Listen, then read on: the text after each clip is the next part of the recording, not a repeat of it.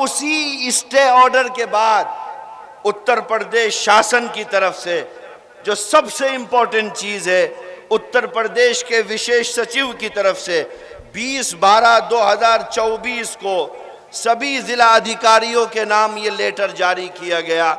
और इस लेटर में ये कहा गया, चूंकि जमीयत उलमाए हिंद और राष्ट्रीय बाल अधिकार संरक्षण आयोग यानी NCPCR के दोनों के दरमियान में केस अदालत उज़्मा में विचाराधीन है, इसलिए उत्तर प्रदेश सरकार ने गैर मंजूर शुदा मदारिस पर कार्रवाई करने वाले जितने नोटिस जारी किए थे, तत्काल उन नोटिसों पर रोक लगा दी जाती।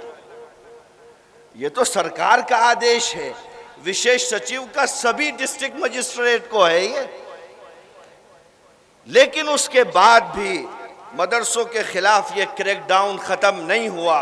अब आप बताइए, भारत के संविधान के आर्टिकल मौजूद हैं, सुप्रीम कोर्ट की व्याख्या मौजूद है, RTE से एक्सेप्शन का भारत के पार्लियामेंट का अमेंडमेंट मौजूद है, उसके बाद NCPCR का स्टे मौजूद है, उत्तर प्रदेश सरकार के विशेष सचिव का पत्र मौजूद है। अगर इसके बाद भी आप मदरसों से ये पूछते हो कि तुम्हें चलाने का अधिकार किसने दिया है, तो भारत के संविधान पर इससे बड़ा आक्रमण कुछ और नहीं हो सकता है।